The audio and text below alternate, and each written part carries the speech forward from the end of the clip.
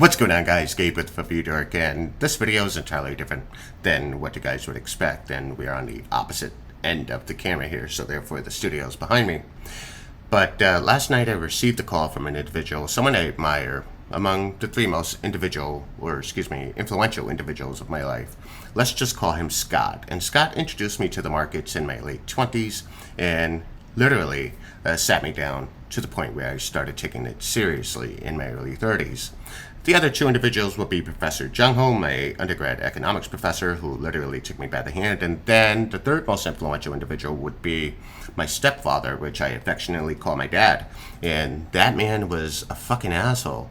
And I see I'm an extension of that persona, but this man just provided me with the lessons to build thick skin in a very pussified world. And also, something that he ingrained in me at a very young age is that if you're going to do something, you do it right. Don't half-ass it and don't cut corners. Okay, keep that in mind. Because we're going to go back to Scott, who half-assed it and cut corners, and instead of investing in a stock, which I firmly believe will go to the moon, he cut corners and decided to play the option instead, and the option destroyed him. He lost 2/3 of his net worth. Why would he allow himself to lose 2/3 of his net worth? I don't know. Now, he was drunk and slurred speech, and I tried to get to the gist of it and why he would make such a fucked up move. And in the back of my head, I said, there's got to be something going on in his life where he's putting too much stress on his portfolio and he's investing under duress. Rule number 1, don't invest under duress. It's going to destroy you. You will implode. Number 2. It's really hard for me to say this, but, maybe Scott changed. And Scott had been around money for so long that, you guys know that phrase, make the money, don't let the money make you. And he probably switched over to the dark side, and now he let the money make him. Yeah.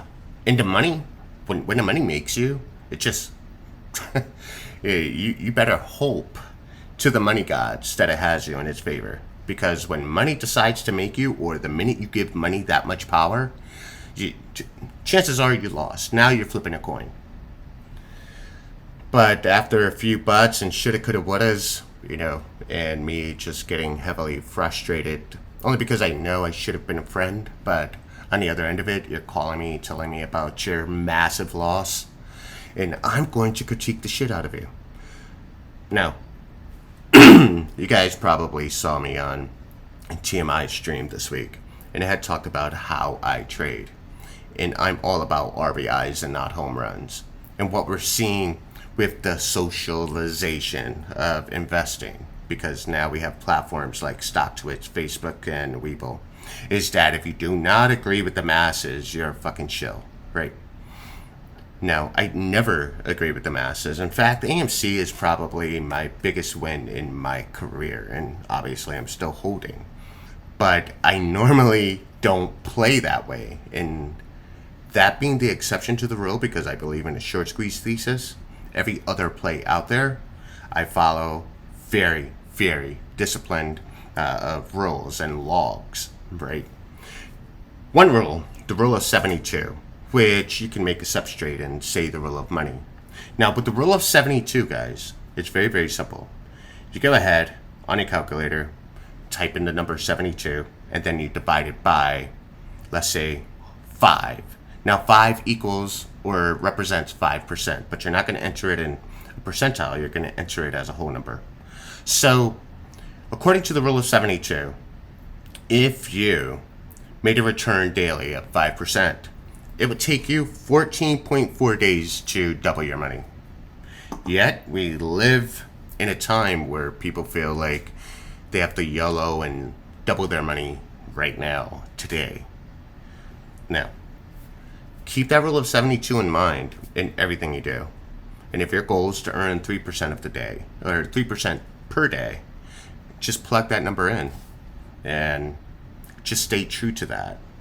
Now, I know some of you are going to counter and say, well, how the hell do I make 3% a day? Well, I mean, 3% of your P&L. And this is why it's so important to diversify your portfolio, because you cannot have your portfolio heavily weighted by just one stock. And this is one of the advantages that hedge funds have over some apes who've yellowed into AMC alone. The advantage is that they have other assets which they can liquidate, which would prevent them from a margin call.